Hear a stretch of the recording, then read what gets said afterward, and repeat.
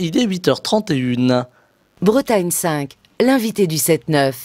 Et ce lundi matin, j'accueille Richard Roussel, conseiller municipal de l'opposition à Saint-Brieuc et conseiller communautaire à Saint-Brieuc, Armor Agglomération. Il est venu jusqu'à nous au micro de la matinale. Je l'en remercie. Bonjour. Bonjour à tous. Alors Richard Roussel, on va parler de la ville, on va parler aussi de l'agglomération, on va parler de politique évidemment ce matin. La ville de Saint-Brieuc, vue par l'opposition, puisque vous étiez présenté, je le rappelle pour les auditeurs qui n'ont pas forcément suivi toute la campagne des municipales, vous vous étiez présenté, puis vous n'avez pas été élu, hein, c'est le jeu. Quel regard aujourd'hui pose l'opposition sur la... Alors, je mets des guillemets, la politique de la ville, hein, de Saint-Brieuc? Alors c'est le regard d'une minorité. Hein. Donc nous sommes des conseillers actifs. Évidemment, nous avons accepté le verdict des urnes, comme vous le disiez, c'est le jeu.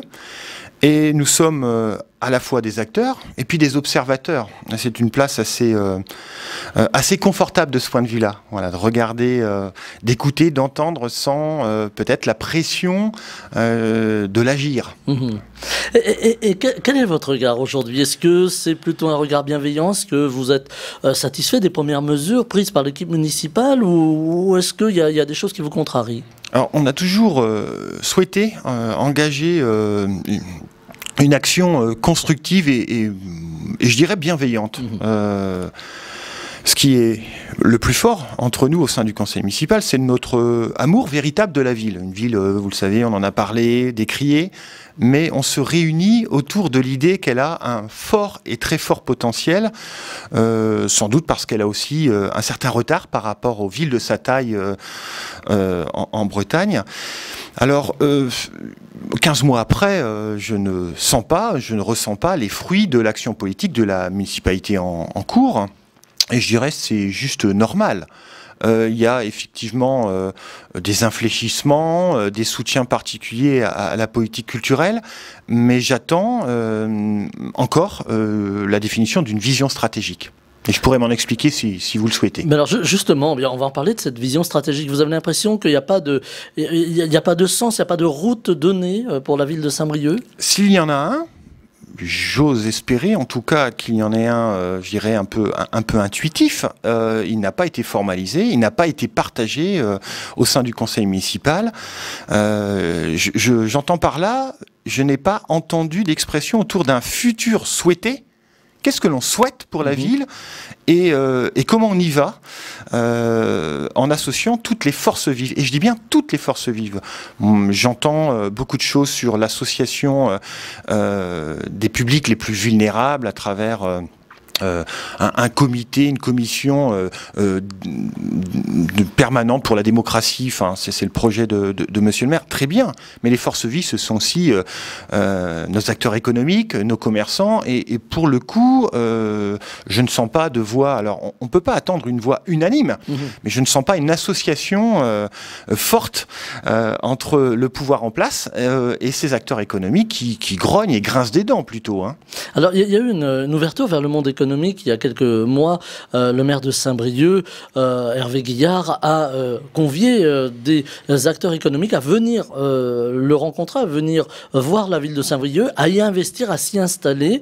Est-ce que pour vous, c'était quand même une bonne idée, une bonne initiative, un bon signal? Mais écoutez, c'était pas le projet porté par Monsieur Guillard.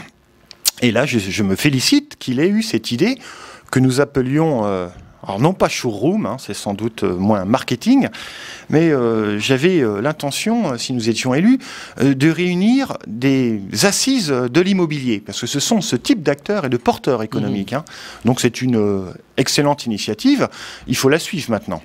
J'entendais y associer les grandes agences aussi immobilières et les notaires, dont on connaît le pouvoir aussi pour accélérer et être des facilitateurs dans ce type d'opération, parce que je ne crois pas, eu égard aux finances de cette ville, que l'opération en régie qui avait été imaginée, la collectivité rachetant finalement tout ce qu'elle pouvait, mais je ne sais pas avec quel fonds, y compris avec la foncière qu'il était question de mettre en place, je ne crois pas qu'elle avait la force force, l'énergie, et je dirais peut-être même tout simplement, dans un premier temps, la compétence pour le faire. Donc il faut s'en remettre aux initiatives privées, la collectivité gardant la main sur les axes, hein, et je dirais sur ce qu'elle souhaite mettre en œuvre. Donc oui, c'est une bonne initiative, mais derrière cette opération de communication qui est nécessaire, maintenant, la question qui se pose, c'est comment on entretient la relation et finalement pour quel chemin. Qu'est-ce qu'on va construire comme futur possible en termes d'habitat familial, pour faire revenir une population moyenne avec quelques ressources, parce que en centre-ville, on a une population dans de nombreux îlots plutôt défavorisée. Et moi, je crois surtout à la mixité sociale. Il faut ramener de la mixité sociale. Il faut ramener aussi, alors on en a beaucoup parlé pendant la campagne, il y a plusieurs mois maintenant, des centres-villes en règle générale. Saint-Brieuc n'y échappe pas, qui se désertifient, les commerçants préférant aller en dehors, voilà, en périphérie. Est-ce qu'il faut repenser aussi la circulation à Saint-Brieuc? On parle beaucoup de mobilité douce, de retirer de plus en plus la voiture, ce qui fait grincer quelques dents. Ou est-ce qu'il faut garder une place pour la voiture néanmoins, pour que les gens puissent aller faire leurs achats, par exemple? Là, on est entré dans une phase d'écologie punitive. C'est indéniable. Moi, je me réjouis, en tout cas, de la mise en place de la sécurisation des voies cyclables, et donc que l'on gagne en kilomètres de pistes cyclables. C'est une réalité nécessaire, et pour le coup, je suis favorable et en soutien sur ce type d'opération. La question, c'est comment accepter aussi une place apaisée et apaisante pour la voiture, parce qu'on ne peut pas penser la ville que pour une population plutôt aisée d'ailleurs, du centre ou de sa proche périphérie. Donc il faut intégrer la place de la voiture pour ceux qui ont eu une nécessité économique de se rendre en voiture dans le centre de la ville. Et puis il n'y aura pas d'espoir d'installation pérenne de commerce et d'un commerce adapté sans place et sans stationnement pour la voiture, mais il faut le penser en termes de durée, éviter les voitures ventouses. Il y aura de toute façon moins de place pour la voiture, et c'est très bien. La voiture dans la société ne sera sans doute plus autant thermique.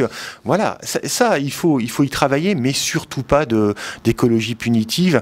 Et un discours que je trouve extrêmement culpabilisant, c'est-à-dire qu'on a presque honte, et on serait pas loin de se cacher. Voilà, quand on se déplace en voiture, on va bientôt porter des masques. Alors, il y a, vous parliez d'immobilier à l'instant, Richard Roussel. On a quand même une image de Saint-Brieuc qui évolue. On en entend beaucoup parler de Saint-Brieuc aujourd'hui, une ville qui essaie de renaître quelque part. Elle renaît aussi d'un point de vue culturel. On parle beaucoup de l'histoire de Saint-Brieuc qu'on avait peut-être un petit peu occulté les années précédentes pour différentes raisons. Est-ce que vous pensez que j'allais presque dire ce frémissement de l'image de Saint-Brieuc peut être porteur pour monter des projets, pour changer la ville, changer son visage justement, et là un petit peu de façon transversale en dehors des positions politiques des uns et des autres? Oui, vous avez tout à fait raison. On a plus de 500 maisons à caractère remarquable. Alors elles ne sont pas toutes, je dirais, à colombage, bien évidemment. On a aussi une architecture jusqu'aux périodes les plus récentes, jusqu'aux années 80, qui sont reconnues, donc elles sont labellisées quelque part. Donc c'est une ville pour laquelle on a perdu le sentiment de fierté, une ville qu'on a accusée à tort, à mon sens, d'être grise, etc. Il y a surtout je le redis, des îlots qui ne sont pas habités, et donc dont les façades sont en mauvais état, mais les opérations de réhabilitation qui se sont engagées il y a quelques années et qui se poursuivent avec intensité procèdent de ce renouveau de la ville. Le frémissement, il est réel. C'est aussi, je dirais, un effet d'aubaine. Il y a aujourd'hui une reprise du marché immobilier, il y a un attrait pour les villes moyennes, et on en profite. De nombreux Rennais viennent acheter en espérant que l'un des deux dans le foyer trouve un travail sur Saint-Brieuc. Mais c'est, ma foi, avec le train, assez facile de se rendre quotidiennement à Rennes. Donc il y a une vraie opportunité de venir vivre à Saint-Brieuc et de goûter, je dirais, aux joies simples et à la qualité de vie d'une ville moyenne comme celle-là, avec sa façade maritime, ne l'oublions pas. Alors, et puis sa façade plutôt rurale. Enfin, on a les deux. C'est une chance. J'allais dire, il y a une forme de réconciliation entre le port du Légué, voilà, la façade maritime de Saint-Brieuc, et la ville. Réconciliation aussi avec des quartiers. On imagine qu'il y a quelques années, il y avait une coupure due à la voie de chemin de fer entre, par exemple, la gare et le quartier de Robien. Aujourd'hui, on a vu qu'il y avait une grande ouverture. Est-ce que c'est ça aussi la politique d'une ville? C'est, j'allais presque dire, de donner de la lumière à ces quartiers. Mais tout à fait, mais là on est sur des temps longs. Un travail qui a été engagé il y a une douzaine d'années. Voilà, donc on cueille les fruits, on en cueillera demain, et je l'espère, avec les politiques qui vont être déployées ces années prochaines. Enfin, je crois qu'on s'inscrit dans une continuité. Il faut garder toujours cette humilité à l'esprit. Et bien sûr, aujourd'hui, je dirais, on construit plus des ponts et des passerelles, effectivement, mais virtuelles et symboliques, que ces fermetures un peu hermétiques entre quartiers. Et la politique voilà, en faveur de nombreux quartiers, je pense notamment ce qui a été fait sur les villages, certains îlots des villages. Vous parliez de Robien, mais je pense aussi à la Croix-Saint-Lambert. Le travail qui est engagé sur Balzac fait qu'aujourd'hui, on se rendra d'un quartier à l'autre de manière beaucoup plus... Enfin, demain, on se rendra d'un quartier à l'autre de manière beaucoup plus fluide. Et puis, surtout, on mixe, on mélange la population, on tente de vivre ensemble, voilà, sans exclure quiconque. Voilà, la politique d'aménagement permet aussi le fameux vivre ensemble dont on parle tant. Essentiel. Richard Roussel, je le disais en commençant, vous êtes également conseiller communautaire à Saint-Brieuc-Armor-Adelot, à Saint-Brieuc-Armor-Agglomération, voilà, je vais le dire en entier. Il y a aussi une politique de l'agglomération pour Saint-Brieuc, mais pour toutes les villes de cette agglomération. Et là aussi, on a l'impression d'une politique qui avance, qui bouge beaucoup. L'agglomération, les agglomérations en France ont aujourd'hui un énorme pouvoir entre leurs mains. Ils disposent d'outils de contractualisation avec la région, avec l'État. Les leviers majeurs sont entre les mains de l'agglomération, et la ville entend, j'irais, peser dans les échanges avec l'agglo et se faire reconnaître sa juste place. En gros, un tiers, elle compte pour un tiers de la population, c'est la ville-centre avec des charges de centralité. Et tout l'enjeu pour nous, et ce que l'on suit avec attention, c'est comment les intérêts de la ville, qui sont donc les intérêts finalement de nombreux habitants de l'agglomération, sont préservés dans la politique qui se dessine. J'adresserai quand même un grief à l'agglomération, c'est-à-dire que je pense que la dignité que l'on doit à nos habitants, elle passe, et ce sont les attentes qu'ils expriment, par l'accès à la santé. Rien n'est fait. L'agglo refuse de porter cette compétence comme elle le devrait.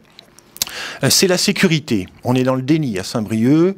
On préfère parler de tranquillité alors que de nouveaux spots, excusez-moi de parler comme ça, de deal, de drogue, s'installent avec des chaises. Je peux vous les faire visiter. Et puis c'est l'emploi. Quand on se croise, très vite, voilà, si une discussion s'instaure, je vais vous demander, mais qu'est-ce que vous faites dans la vie ? Et la dignité passe par l'emploi. Je pense que la politique culturelle, associative, sportive, qui est extrêmement dynamique, ne peut pas être un cache-misère de cette réalité. Et l'emploi en passe par l'agglo. Je ne dis pas qu'il ne se fait rien, je dis qu'on n'y hiérarchise pas. On ne crée pas les conditions de ce que d'aucuns, chez les économistes, traitaient de district industriel. Les conditions pour que des entreprises qui, bien que concurrentes, s'installent sur un même territoire, conscientes qu'elles auront plus à gagner à développer leur business à proximité, parce que derrière, elles pourront compter sur des échanges, sur la formation, etc. Voilà, un vivier. Aujourd'hui, l'emploi me semble, l'économie finalement, me semble être la maltraitée de la politique de l'agglomération. Et on ne peut pas réduire l'économie au commerce. Ce n'est pas ça. D'autant qu'il y a un passé industriel. Alors on parlait de Saint-Brieuc à l'instant, mais plus largement sur l'agglomération briochine et les villes aux alentours, il y a quand même un grand passé industriel. Oui, mais on a été longtemps dépendant de l'agroalimentaire. Alors je pense qu'il y a encore des choses à poursuivre là-dessus. Sachant que les attentes en matière d'alimentation ont énormément évolué voilà, pour la population. Donc il y a sans doute une nouvelle agroéconomie à développer. Mais je pense qu'il y a aussi des économies vertes. On doit pouvoir s'appuyer sur la technopole davantage qu'on ne le fait aujourd'hui. Mais de manière extrêmement volontariste, sans saupoudrage de ploufragan, sans saupoudrage. C'est-à-dire que je préférais que 80% des aides aillent sur des secteurs porteurs qui nous distinguent d'autres dans la région, que sur des règles finalement qui, à force d'un caractère égalitariste comme ça, pèse peu sur les souhaits d'implantation. Donc sur l'économie, j'attends qu'on ait la même énergie sur le territoire que sur l'habitat et l'immobilier. Alors on va parler de santé dans un instant, parce que vous avez une autre casquette, vous êtes formateur dans la santé, Richard Roussel, mais j'aurais juste voulu, en un mot, vous parliez de sécurité aussi. On s'aperçoit aujourd'hui que toutes les villes, y compris en Bretagne et y compris Saint-Brieuc et les villes aux alentours, sont gangrénées par le trafic de drogue. Alors il ne s'agit pas de dire que ce sont des coupes-gorges, on ne va pas aller jusque-là, mais voilà, il y a ce problème. Comment une agglomération, par exemple, peut peser alors qu'elle n'a pas de pouvoir de police finalement? Non, alors pour le coup c'est plutôt du ressort sur Saint-Brieuc du maire, et dans une concertation étroite avec la police. Une relation qu'il faut entretenir, c'est jamais gagné et ce n'est jamais définitif. Il faut travailler dans une relation de confiance. Pour autant, la prévention de la délinquance est une compétence à travers le dispositif intercommunal porté par l'agglo, parce que je dirais que les trafics ne connaissent pas les frontières communales, et que l'idée c'est effectivement de prévenir et puis effectivement taper fort sur ces trafics quand c'est nécessaire. Je suis plutôt inquiet. Ce ne sont pas des coupes-gorges aujourd'hui, mais là on crée les conditions de ghettoisation, et puis on crée les conditions. On va laisser croire à une jeunesse qu'elle a finalement beaucoup plus à gagner à vivre de ces petits trafics que d'envisager une voie intégrative, qui est la seule qui va leur rendre une place et leur accorder une place dans la société. Là aussi, il faut s'appuyer sur les associations. On parle beaucoup d'éducation populaire. Aujourd'hui, on a un peu perdu le sens de cette éducation populaire. Est-ce qu'il faut remettre ça au goût du jour? Je l'ai déjà posé la question à quelques-uns de nos invités dans la matinale. Je vais vous avouer quelque chose. Quand j'ai commencé ma vie, j'ai été pendant une dizaine d'années conseiller d'éducation populaire pour le ministère de la Jeunesse et des Sports. C'est un sujet qui me donc touche. Je tape dans le mille. Dans le mille, c'est bien l'idée que on ne peut pas s'en remettre qu'à la famille, on ne peut pas s'en remettre qu'à l'école, et que finalement on grandit, on apprend tous les jours et tout au long de la vie. Donc je crois beaucoup au corps intermédiaire et à la vie associative, nullement besoin de me convaincre. Je pense qu'on peut avoir une contractualisation forte entre les collectivités financeuses et ces structures. Voilà, on a vu pendant la crise sanitaire que le vivre ensemble avait été amoché, excusez-moi, parce que les associations n'étaient plus en capacité à porter leurs projets. Donc je dirais que la boucle est bouclée et on a besoin de travailler avec ces associations, bien évidemment. Alors vous avez prononcé le mot crise sanitaire, on y est encore dans cette crise sanitaire, même si on entrevoit, on le dit en tout cas, cette sortie de crise, mais on y est encore, donc il faut rester prudent dans nos gestes au quotidien. Crise sanitaire qui a eu de nombreuses conséquences, et puis crise sanitaire qui a révélé, et c'est là où on en vient à la santé, que notre système de santé était finalement assez fragile, et que en particulier dans les campagnes, mais aussi dans les villes, on a vu cette détresse face à la santé. Là aussi, est-ce qu'une agglomération peut peser dans les décisions de santé? Est-ce qu'on peut faire des choses? Vaste question. La crise sanitaire a montré que finalement l'hôpital tenait bon.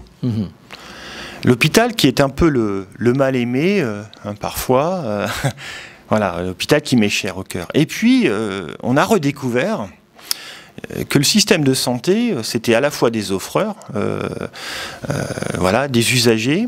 Et dans les offreurs, il y a les hôpitaux, les cliniques, et puis il y a la médecine de ville. Et la médecine de ville, comme vous le dites, aujourd'hui, on en parle à travers les déserts médicaux. Et pour faire simple, parce que c'était là aussi une proposition, je ne veux pas revenir sur la campagne, mais c'est vraiment un sujet qui m'anime au quotidien.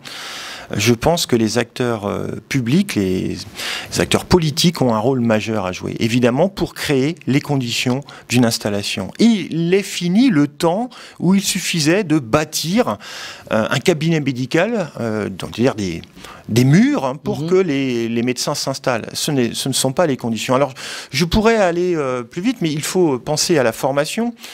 Ceux qu'on appelait les internes qui... aujourd'hui, ont une obligation, quand ils veulent devenir, pour faire simple, un médecin généraliste, de faire des stages en alternance, j'allais dire, sur des périodes hospitalières et des périodes de cabinet de ville. Et j'ai la conviction intime et forte que quand on a fait un stage de 6 mois à Yves-le-Foll, et puis qu'on fait un stage de 6 mois à Plaintel, voilà, auprès d'un médecin libéral, je vais parler agglo, et puis on fait un stage de 6 mois chez un offreur hospitalier, et on en fait un 4e dans un cabinet de Saint-Brieuc. On découvre un territoire et on s'y installe. Mais pour créer cela, évidemment, on a besoin des acteurs publics, parce qu'il faut aussi proposer une offre culturelle, il faut proposer des logements adaptés, parce que quand vous êtes étudiant en médecine, vous dépassez les 25 ans sur ces phases d'études-là, et puis vous avez parfois déjà fondé une famille.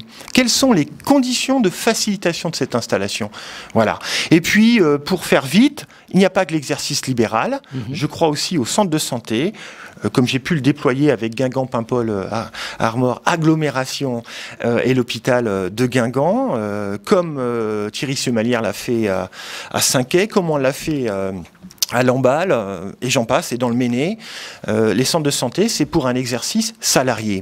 Ce n'est pas la solution éternelle, mais je pense que c'est une solution transitoire, parce que ces centres de santé ont vocation aussi à accueillir ces internes, et voilà. Et donc après, ces internes s'installent sur le territoire. Donc oui, on a besoin, plus que jamais, mais ce n'est pas une politique municipale, à mon sens, qui doit le porter, mais bien une politique d'agglomération. Et si si vous le demanderez à Thierry Semalière, s'il a fait le choix de le faire porter par la ville, c'est parce que l'agglo n'a pas été attentive à ce besoin et n'a pas senti, je ne vais pas parler à sa place, mais à cette époque, la nécessité de le faire porter par l'agglomération.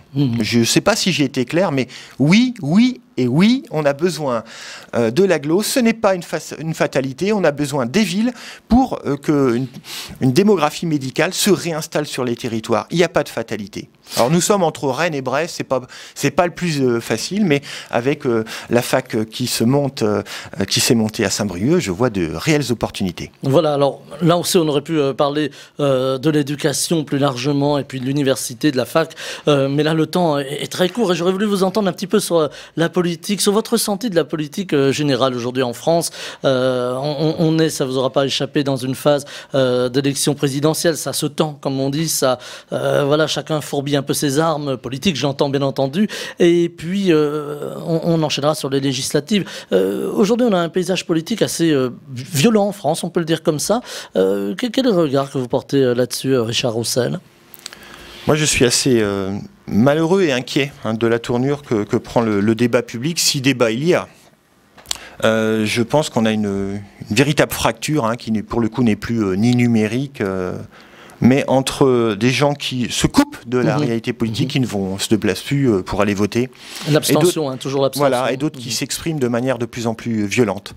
Je pense que les responsables politiques ont un rôle à jouer pour que ça cesse. Cette violence politique, parce que c'est de ça dont il s'agit, elle est quand même cautionnée. Elle est cautionnée par une forme d'alarmisme écologique qui porte en lui les gènes de cette violence. Elle est cautionnée quand on ne sait pas dire aux anti-vaccins que ça suffit, que la liberté de chacun s'arrête là où commence celle des autres. Voilà, que jusqu'alors, on n'a jamais contesté une politique vaccinale obligatoire. Et que les choses ne sont pas faites en dépit du bon sens, qu'on n'est pas sur des traitements ou des thérapies génétiques. C'est totalement faux. Donc il faut, n'en déplaise à son électorat parfois, reprendre les choses calmement mais fermement. Il y a une responsabilité politique qui impose un discours responsable. J'ai effectivement extrêmement peur de la tournure de ces campagnes politiques à venir, qui ne sont aujourd'hui... ils ressemblent plutôt à du spectacle médiatique ou à coup de fake news, de contre-vérité, de chiffres invérifiables, en tout cas pas dans la temporalité du débat. On ne s'écoute plus. On ne s'écoute plus et on n'est plus capable de partir de ce qui nous réunit, de ce qui nous rassemble, mais on va d'emblée aller chercher ce qui nous divise. C'est pas ma conception en tout cas. Alors, il y a M. Zemmour qui est en embuscade aujourd'hui. On voit que là aussi, même à l'extrême droite, jusque-là, ça s'arrêtait à Marine Le Pen. Maintenant, on va un petit peu au-delà. Est-ce que c'est aussi de nature à vous inquiéter, cet extrême qui vient en France ou qui revient, comme on a pu le vivre à d'autres périodes peu glorieuses de notre histoire? Toutes les formes de populisme sont inquiétantes. Et je crois qu'elles dénotent surtout un manque... d'éclairage, un manque de rationalité, des peurs incontrôlables ou incontrôlées de la part des uns et des autres. Donc là aussi, on a une responsabilité, mais tous, corps intermédiaires, médias, politiques, enseignants, pour peut-être développer, ramener un peu de culture scientifique et un peu de rationalité dans ce qui aujourd'hui ressemble à une foire au grand n'importe quoi. Les réseaux sociaux sont pointés du doigt, on le voit souvent. Est-ce que là aussi, il faudrait réglementer, imaginer quelque chose d'autre? Les réseaux sociaux, c'est 80 millions d'experts, hein. Donc on est tous experts. Je passe mon temps à dire que je ne sais pas, mais alors certains n'ont finalement pas ce genre de doute. Je sais pas, c'est aujourd'hui notre forme d'expression. Les rumeurs, vous savez, elles existaient, les corbeaux avant, bon, ça prend une autre forme. Je crois beaucoup à l'éducation, en tout cas aux réseaux sociaux. Il va falloir prendre soin de notre jeunesse. Pour nous, c'est un petit peu tard et on en subit les affres, mais je pense qu'il faut développer quelque chose d'extrêmement fort et volontariste pour les enfants et les jeunes. Leur faire comprendre que voilà, tout ce qui se dit, tout ce qui circule, on est quand même effrayé par des suicides de jeunes qui se font calomnier ou pour lesquels des vidéos virales circulent. Voilà, c'est dramatique. On va au-devant de grandes difficultés si on ne s'empare pas du problème, effectivement. Eh bien, le problème est vaste à traiter. On ne le fera pas ce matin, évidemment, Richard Roussel, d'autant qu'on va devoir se quitter parce que voilà, l'heure c'est l'heure. Déjà, je rappelle, Richard Roussel, que vous êtes conseiller municipal de l'opposition à Saint-Brieuc, conseiller communautaire à Saint-Brieuc, Armor, agglomération, très attentif à tout ce qui est santé également, puisque c'est aussi votre métier à côté. Merci infiniment d'être venu au micro de la matinale ce matin. Je vous souhaite une très belle journée. Merci à vous. Bonne journée à tous. Bretagne 5 matin, le 7-9, Stéphane Hamon.